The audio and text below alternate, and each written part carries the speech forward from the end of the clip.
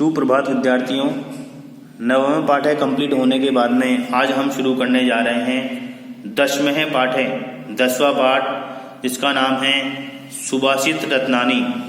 सुभाषित रत्न, देखिए सुभाषित होते हैं जो अच्छे वाक्य होते हैं, अच्छी वाणी होती है, अमृत वचन होते हैं, नीति वाक्य होते हैं, ये सभी क्या होते हैं, ये सुभाषित होते हैं। तो देखिए पाठ परिचय हम देखते हैं। सुभाषितम इति अनेन पदेन तु भवन्ते सर्वे परिचिता एव स्युः। सुभाषितम, सुभाषित, इति अनेन पदेन, तु, इस पद से तो, भवन्ते सर्वे, आप सभी, परिचिता एव स्युः, परिचित ही होंगे। सुभाषित, इस पद से तो आप सभी परिचित ही होंगे। सुभाषितम अमृत वचनम नीति वाक्यम सुक्ति ही इति आदि सर्वे अपि पर्याय शब्दाः सन्ति। सुभाषित, अमृत वचन, नीति वाक्य, सुक्ति आदि सभी पर्याय शब्द हैं। सुभाषित, अमृत वचन, नीति वाक्य, सुक्ति आदि सभी पर्याय शब्द हैं। तद वाक्यम सुभाषितम इति उच्यते। तद वाक्यम, वह वाक्य, सुभाषितम इति उच्यते, सुभाषित कहा जाता है। देखो ब्रैकेट में लिखा हुआ है वाक्यांशो अपीवा, अथवा कोई वाक्य का अंश भी। वह वाक्य सुभाषित कहा जाता है। यश श्रुत्वा, जिसे सुनकर, मने तोषे, मन को संतोष, सुख अनुभूति च जायते, और सुख की अनुभूति होती है। वह वाक्य सुभाषित कहा जाता है जिसे सुनकर मन को संतोष और सुख की अनुभूति होती है। यत् अन्येषां मनः क्लेशाय न भवति। यत्, जिससे, अन्येषां मनः, दूसरों का मन, क्लेशाय न भवति, दुखी नहीं होता है, जिससे दूसरों का मन दुखी नहीं होता है। यस्य प्रयोग है, जिसके प्रयोग से, अपरेशान अनादराय न शाद, दूसरों का अनादर नहीं होना चाहिए। जिसके प्रयोग से दूसरों का अनादर नहीं होना चाहिए। यत सत्यपूतम हितावहम च भवेत्, जो सत्यपूतम, सत्य से पवित्र, हितावहम च, और कल्याणकारी, भवेत्, होना चाहिए। जो सत्य से पवित्र और कल्याणकारी होना चाहिए।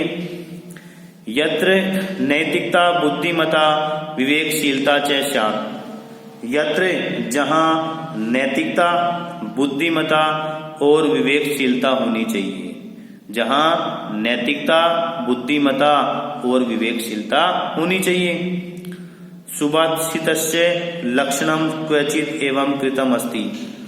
सुभाषित का लक्षण क्वचित, कहीं, एवं कृतिम अस्ति, इस प्रकार किया गया है। सुभाषित का लक्षण, सुभाषित यानी अच्छे वचन, सुभाषित का लक्षण कहीं इस प्रकार किया गया है। वचनम सारभूतम यत्।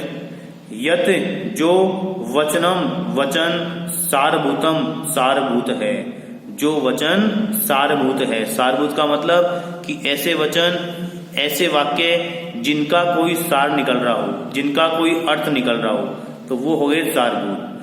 जो वचन सारभूत है, तत् सुभाषितम उच्यते, वह सुभाषित कहा जाता है। जो वचन सारभूत है वह सुभाषित कहा जाता है। अस्माकं जीवने सुभाषितानां कियत् महत्वं वर्तते। अस्माकं जीवने, हमारे जीवन में, सुभाषितानां, सुभाषितों का, कियत् महत्वं वर्तते, कितना महत्व है। इति अस्मिन् विषये अपि, इस विषय में भी, कतिपयानि सुभाषितानि, कुछ सुभाषित एवं मिलन्ति ही मिलते हैं। हमारे जीवन में सुभाषितों का कितना महत्व है, इस विषय में भी कुछ सुभाषित ही मिलते हैं। अब देखो पाठ परिचय में कुछ सुभाषित दिए हुए हैं। अभी तो आपका पाठ शुरू नहीं हुआ है, ये पाठ परिचय में दिया हुआ है। तो देखते हैं क्या सुभाषित दिए हुए हैं यहाँ पर। संसार कटु वृक्षस्य द्वे फले अमृत उपमये सुभाषित रसास्वादे संगति सुजने जने। संसार कटु वृक्षस्य, संसार रूपी कटु वृक्ष के, कटु वृक्ष यानी कड़वा वृक्ष, संसार रूपी कटु वृक्ष के, द्वे, दो, अमृत उपमेय फले, अमृत के समान फल हैं। संसार रूपी कटु वृक्ष के 2 अमृत के समान फल हैं। अब 2 अमृत के समान फल क्या बताए गए हैं? सुवासित रसास्वादय, सुवासितों का रस स्वाद। सुवासितों का रस स्वाद का मतलब होता है कि जो सुवासित होते हैं, अच्छे वचन होते हैं, उनको हम ग्रहण कर लेते हैं, तो उनको ग्रहण करना ही उनका रस स्वाद होता है।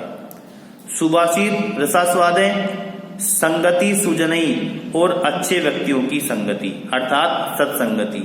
तो ये 2 संसार रूपी कटु वृक्ष के अमृत के समान फल बताए गए हैं। संसार रूपी कटु वृक्ष के 2 अमृत के समान फल हैं, सुवासितों का रसवाद और अच्छे व्यक्तियों की संगति अर्थात सत्संगति। सुवासित रसास्वादय सज्जने से संगति, सेवा विवेकी भूपस्य, दुख निर्मूलनम त्रयम। सुवासित रसास्वादय, सुवासितों का रसवाद, सज्जने से संगति, सज्जनों के साथ संगति अर्थात सज्जनों का साथ, सेवा विवेकी भूपस्य, और विवेकशील राजा की सेवा करना, दुखम निर्मूलम त्रयम, ये तीनों दुख को निर्मूल करते हैं। निर्मूल का मतलब मूल होती है जड़, और निर्मूल का मतलब जड़ से रहित करना। तो सुभाषित रसवाद, सज्जनों का साथ और विवेकशील राजा की सेवा, ये तीनों दुख को निर्मूल करते हैं अर्थात दुख को जड़ रहित करते हैं। फिर तीसरा दिया हुआ इसमें, सुभाषितेन गीतेन बालकानाम च लीलिया मनो न विद्यते यस्य सैवे मुक्तो अथवा पशु। सुभाषितेन गीतेन, सुभाषित गीत से, बालकानाम च लीलिया, और बालकों की क्रीड़ा से, मनो न विद्यते यस्य, जिसका मन प्रभावित नहीं होता है। सुभाषित गीत से और बालकों की लीला से जिसका मन प्रभावित नहीं होता है, से मुक्तो अथवा पशु, वह इस संसार में मुक्त है अथवा पशु है। सुभाषित गीत से और बालकों की क्रीड़ा से जिसका मन प्रभावित नहीं होता है, वह इस संसार में मुक्त है या पशु है। अमेद्यात् अपि कांचनम बालात् अपि सुभाषितम। गंदगी से भी सोना, बालात् अपि सुभाषितम, और बालकों से भी सुभाषित ग्रहण करने चाहिए। गंदगी से भी सोना और बालकों से भी सुभाषित ग्रहण करने चाहिए। तो ये 4 सुभाषित यहाँ पाठ परिचय में दिए गए हैं। फिर देखते हैं नीचे अभी, सुभाषित प्रशंसात्मका नाम एषाम चतुर्णाम पद्यानाम अयम एव सारय। सुभाषितों की प्रशंसा करने वाले इन 4 पद्यों का यही सार है कि, सुभाषितों की प्रशंसा करने वाले इन 4 पद्यों का यही सार है कि, देखो सार बताया गया इन पद्यों का। पहला है, असारे अस्मिन् संसारे सुभाषित रसास्वादनम खलु अमृत स्वादनम समम। असारे अस्मिन् संसारे, इस संपूर्ण संसार में, सुभाषित रसास्वादनम, सुभाषितों का रस स्वादन, खलु निश्चय ही, अमृत स्वादन समम, अमृत स्वाद के समान है। इस संपूर्ण संसार में सुभाषितों का रस स्वाद निश्चय ही अमृत के रस स्वाद के समान है, अर्थात सुभाषितों को ग्रहण करना अमृत को ग्रहण करने के समान बताया गया है। फिर दूसरा बताया गया है, सुभाषित स्वादनम दुख निवारणम। सुभाषित स्वादन से अर्थात अच्छे वाक्यों को ग्रहण करने से दुख निवारणम, दुख का निवारण होता है अर्थात दुख दूर होता है। सुभाषितम ही मन से द्रविभावस्य कारणम। सुभाषितम ही, सुभाषित ही मन से, मन के द्रविभावस्य कारणम, द्रवित होने के भाव का कारण है। सुभाषित ही मन के द्रवित होने के भाव का कारण है। सुभाषितम तु बालकादपि लभ्यते चेत स्वीकरणीयम। सुभाषितम, सुभाषित, चेत यदि, स्वीकरणीयम स्वीकार करने योग्य है, तू तो बालकादपि लभ्यते, बालकों से भी ग्रहण करना चाहिए। सुभाषित यदि ग्रहण करने योग्य है या स्वीकार करने योग्य है तो बालकों से भी ग्रहण करना चाहिए।